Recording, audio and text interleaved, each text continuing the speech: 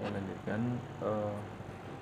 Jadi tujuan mata kuliah metodologi penelitian ini adalah agar mahasiswa dapat memiliki pengetahuan tentang dasar-dasar metode penelitian, dapat menyusun proposal dan melaksanakan penelitian untuk tugas akhir. Itu yang paling yang paling jangka pendek untuk Anda semua. Tapi harapan saya di tengah-tengah itu Anda bisa sebelum melakukan penulisan skripsi, Anda bisa melakukan penelitian. Ada kadang-kadang tawaran penelitian mahasiswa di lembaga-lembaga tertentu menawarkan itu, manfaatkan saja. Atau secara mandiri melakukan penelitian, nanti hasilnya di format artikel jurnal, kemudian dikirimkan atau disubmit di jurnal. Nah, sekarang banyak mahasiswa yang sudah seperti itu. Silakan Anda belajar ini supaya bisa melakukan itu. Nanti bentuk perkuliahannya tatap muka tapi online ya. Kemudian diharapkan Anda bisa menyusun proposal. Kemudian nanti kita seminarkan jika waktunya mencukupi, dan mungkin ada tugas-tugas lain. Saudara sekalian, deskripsi mata kuliah ini adalah dalam usaha meningkatkan suasana akademik di kampus, ya, serta dalam upaya memadai penyajian pengalaman belajar yang menumbuhkan sikap dan kemampuan serta keterampilan meneliti bagi mahasiswa. Maka mata kuliah ini merupakan mata kuliah yang sangat penting, esensial. Maka usahakan Anda tidak hanya mengandalkan apa yang saya sampaikan, tapi hanya membaca dari buku-buku literatur tentang metodologi penelitian. Kemudian di samping itu diharapkan dengan mata kuliah ini mahasiswa mampu mengembangkan penguasaan materi, ya, dari materi mata kuliah metodologi penelitian ini. Anda juga akan diharapkan mampu memberikan mendapatkan pengalaman belajar, ya, yang dapat menumbuhkan sikap, kemampuan, dan keterampilan meneliti bagi mahasiswa atau di kalangan mahasiswa. Saudara sekalian, materi kuliah tentang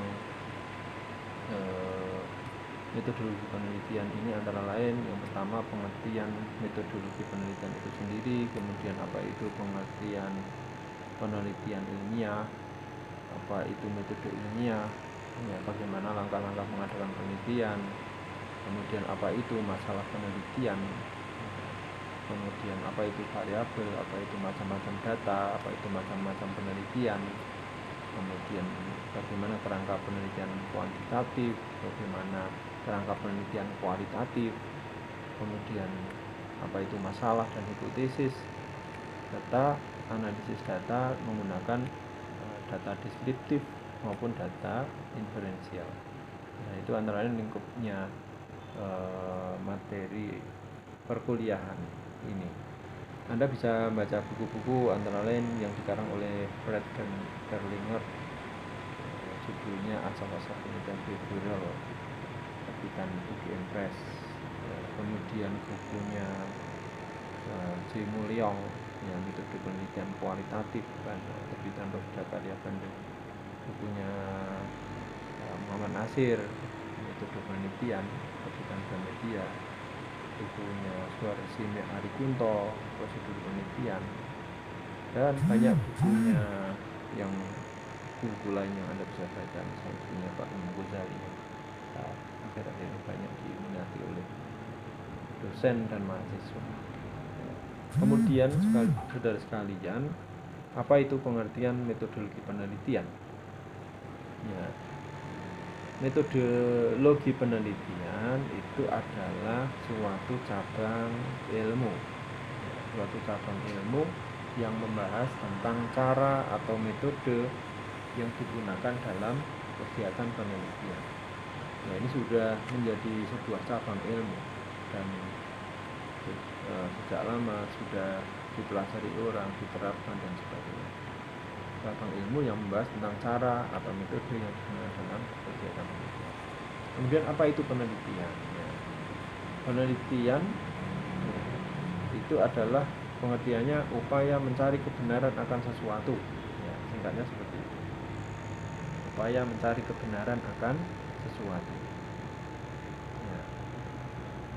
Kita seringkali menjumpai masalah-masalah di masyarakat. Kemudian kita mendapat informasi tentang masalah itu yang informasinya berbagai sumber, kemudian kita mendapatkan informasi yang saling berbeda-beda, kadang-kadang seperti itu. Informasinya mengatakan A, informasinya mengatakan B, informasinya mengatakan C, D. Nah, maka kita harus bisa menemukan mana yang paling benar. Nah, itulah tugas seorang peneliti. Maka pengertian mencari itu tidak lain adalah mencari jawaban, ya, mencari jawaban yang dapat berarti menemukan atau menguji. Artinya gini, ketika kita sebagai peneliti pertama yang menemukan sesuatu, ya, kalau dulu misalnya ada ilmuwan yang menemukan bahwa bumi itu bulat, ya, ada yang sebelumnya itu mengatakan bumi itu berupa hamparan yang sangat luas, tapi kemudian ditemukan bahwa bumi itu bulat. Sebelumnya mengatakan hamparan yang sangat luas, yang kemudian ditemukan bumi itu bulat, maka bumi yang mengatakan bahwa bumi itu bulat itu adalah penemu yang pertama. Kemudian peneliti setelah itu hanya bisa dikatakan sebagai menguji kebenaran.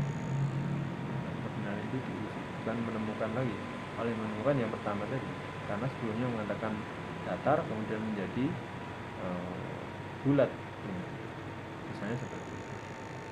Kemudian penelitian ilmiah itu sendiri jadinya adalah penelitian yang menggunakan metode ilmiah, ya. Banyak penelitian tapi tidak ilmiah. Silakan aja Anda cari, ya, penelitian tentang misalnya tentang makhluk gaib. Gaib itu sesuatu yang tidak bisa dilihat secara kasat mata, ya. Mungkin ada suara-suara atau gejala-gejala, tapi secara panca indera itu tidak semuanya bisa dipenuhi. Maka sesuatu atau fakta seperti itu tidak bisa dikatakan kalau kita mengatakan penelitiannya itu penelitian ilmiah. Kemudian yang berikutnya, saudara sekalian, kebenaran dalam penelitian ilmiah itu adalah kebenaran ilmiah. Ada kebenaran yang sifatnya itu dogmatis, ya, menurut agama tertentu. Ya, kita sebagai orang Islam tentu meyakini itu bahwa kebenaran menurut Al-Quran itu benar, tapi menurut orang non-Muslim itu belum tentu benar. Maka di situ tidak bisa dikatakan sebagai kebenaran ilmiah kalau dalam konteks ini, ya. Tapi kebenaran menurut agama, gitu. Kemudian saudara sekalian, kebenaran ilmiah itu sendiri bisa dibagi menjadi dua, ya.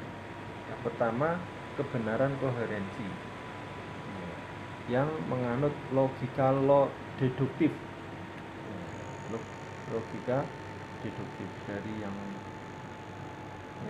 umum ke yang khusus.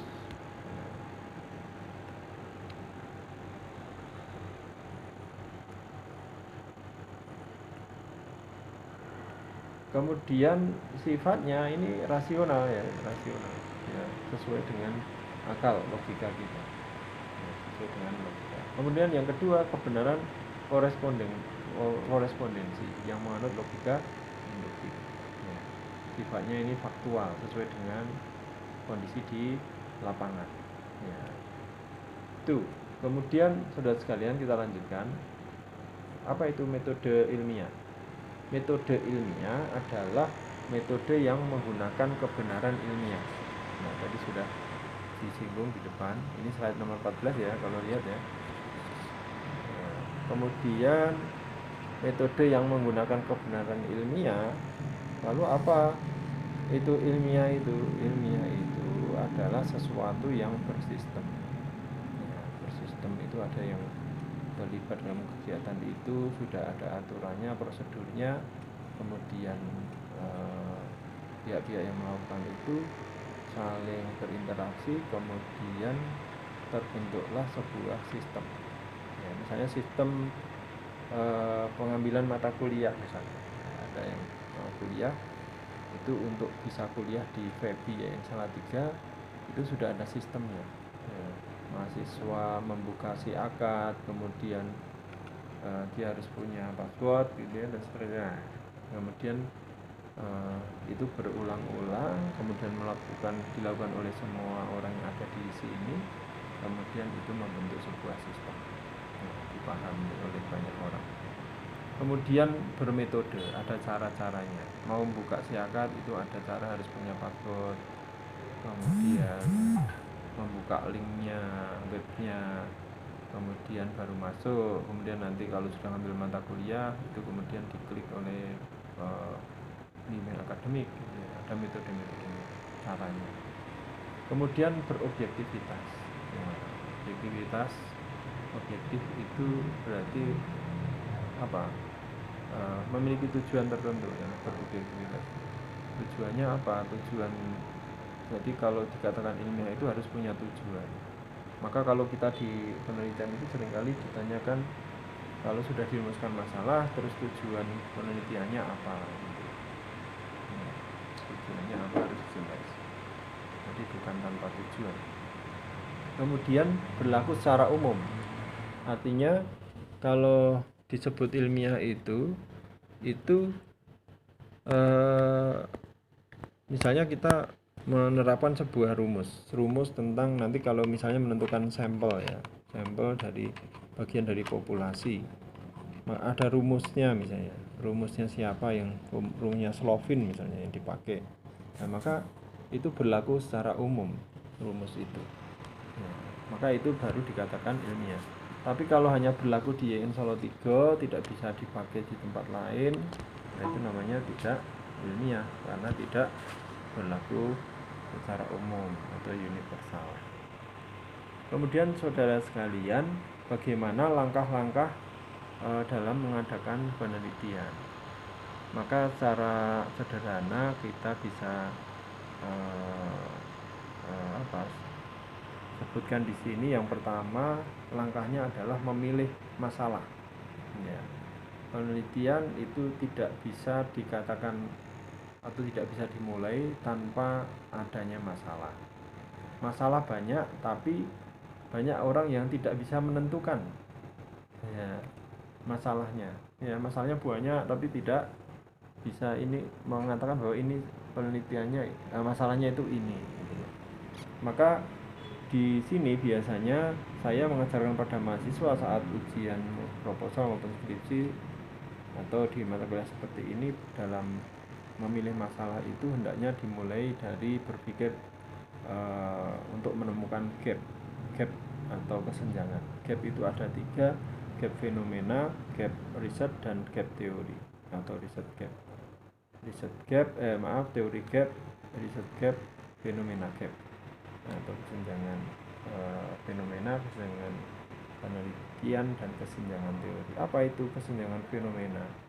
Jadi kesenjangan fenomena itu adalah adanya kesenjangan antara harapan dengan kenyataan di lapangan.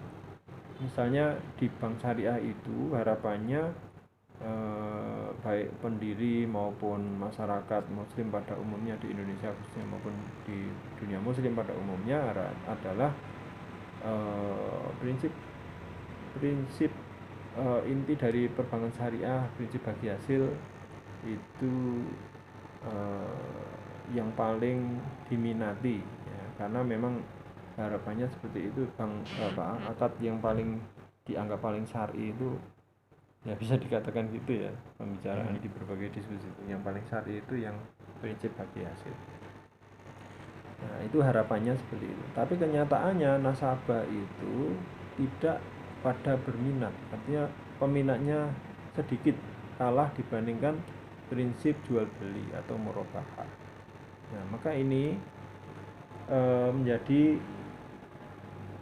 temuan di sini, adanya kesenjangan antara harapannya yang harusnya diminati atau banyak diminati tapi justru kurang diminati. Nah, ini masalah berarti. Maka kita pilih masalah itu dalam penelitian kita. Kemudian langkah yang kedua adalah kita melakukan studi pendahuluan.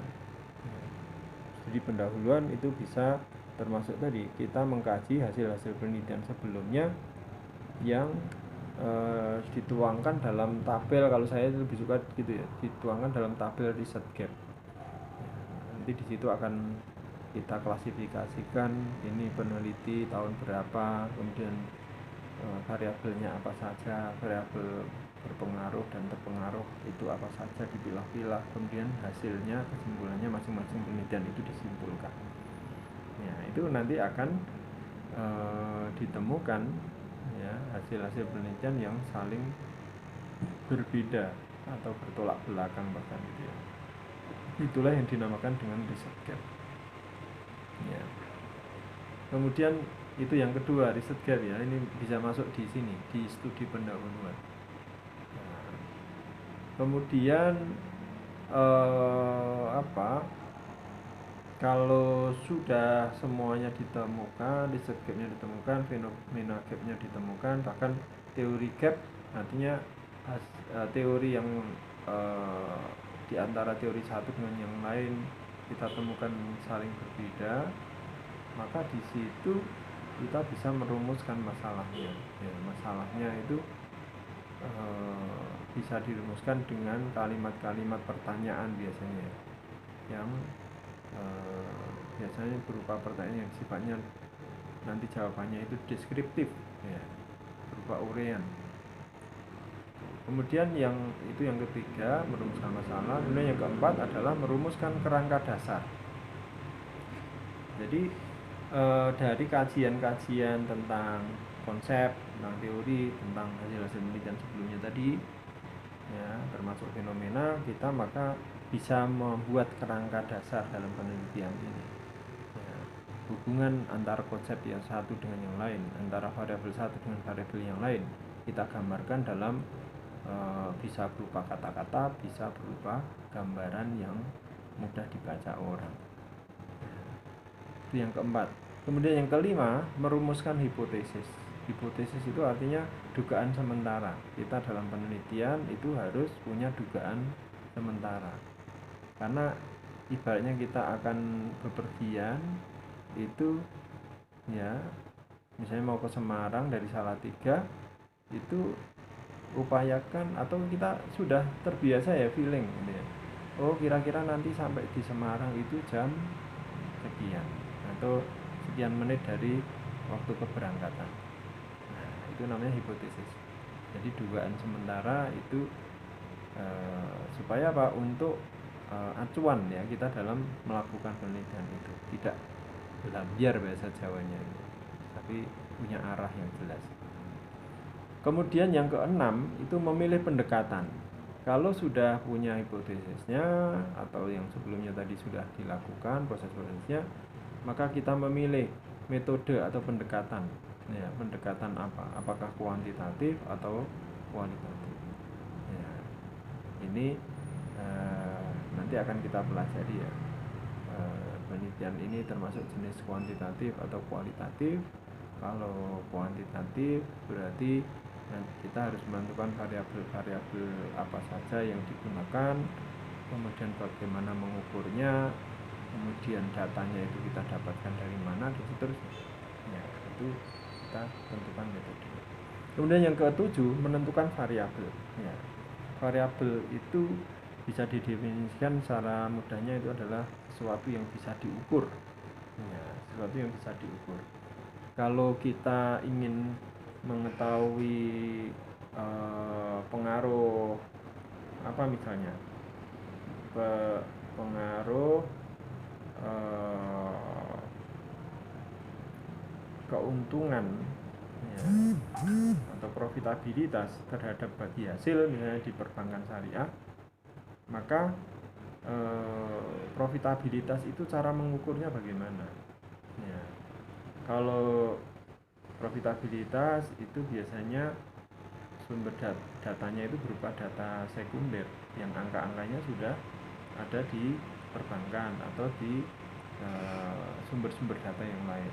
Nah, maka di situ kita tinggal mengukur, mengetahui rumus penentuannya bagaimana. Maka di proposal itu harus disebut ya, nanti. Itu contoh ya profitabilitas. Bagi hasil juga demikian. Tapi kalau penelitiannya berupa perilaku ya, maka variabel itu juga harus diketahui bagaimana mengukurnya ya, mengukurnya bagaimana. Kemudian yang ke-8, menentukan sumber data ya. Sumber data itu ada dua, saudara sekalian, atau jenis data ya, jenis data itu ada dua, data primer, ada data sekunder. Data primer itu sumber datanya berarti diambil dari data itu didapat dari mana, misalnya dari orang yang ketika ingin mengetahui kepuasan seseorang maka harus ditanya gitu ya, sumbernya berarti dari sumber data primer yang berupa manusia, misalnya berupa perilaku, berupa perkataan dan seterusnya ya, sumbernya ya. Kemudian menyusun instrumen ya, ini untuk tadi mendapatkan data tadi yang sumbernya itu sudah misalnya sumbernya dari pelaku atau nasabah bank misalnya ya, sumber datanya dari nasabah bank, maka alatnya kita harus wawancara atau kita menyebar kuesioner nah, dan nanti Anda akan kalau sudah praktek akan lebih mudah memahaminya gitu ya. Instrumen penelitian itu berupa angket ya, atau berupa hasil wawancara, pedoman wawancara ya, tergantung jenis penelitiannya tadi. Kemudian yang ke-10, pengumpulan data ya, pengumpulan data. Kalau data sudah dikumpulkan melalui angket misalnya, kemudian data dikumpulkan sedemikian rupa serapi mungkin, kemudian selengkap mungkin ya, karena itu semua akan mempengaruhi hasil nanti. Kalau datanya tidak lengkap, misalnya data sekunder, kita meneliti 15 bank syariah misalnya, itu ada yang diteliti antara tahun 2015 sampai 2020. Ternyata tahun 2020 itu belum berakhir ya, maka ya jangan disebut tahun 2020, tapi kalau 2020 berarti pertengahan nah, yang sudah ada, yang jelas yang sudah ada disebutkan di sumber data tadi itu ya. Itu kemudian kalau datanya dari data sumber data jenis datanya data primer itu dikumpulkan dari angket tadi ya, alatnya berupa angket, kemudian datanya dikumpulkan, disatukan, direkap ya, selengkap mungkin sesuai dengan aturan yang berupa teknik sampling ya. Teknik samplingnya harus sudah jelas dulu, kemudian respondennya itu responden itu artinya sumber data yang berupa orang yang dimintai keterangan ya, itu nanti dikumpulkan ya, angka-angkanya ya. Kemudian langkah selanjutnya adalah dianalisis ya, analisis data. Datanya dianalisis menggunakan apa? Alatnya banyak ya untuk mengolah itu. Ya. Kemudian kalau sudah selesai disimpulkan ya, menarik kesimpulan. Kalau sudah disimpulkan dibuatlah laporannya. Ya, itu langkah-langkah dalam penelitian, gambarannya seperti itu. Saya kira cukup dulu, nanti kalau ada respon kita jawab, kemudian supaya ya ini ya pelan-pelan tapi pasti, tapi slide-nya sudah saya bagi slide yang ke-1 sampai ke-65 di situ, itu pembahasannya sudah cukup jauh untuk masalah penelitian. Nanti Anda saya minta untuk mempelajari.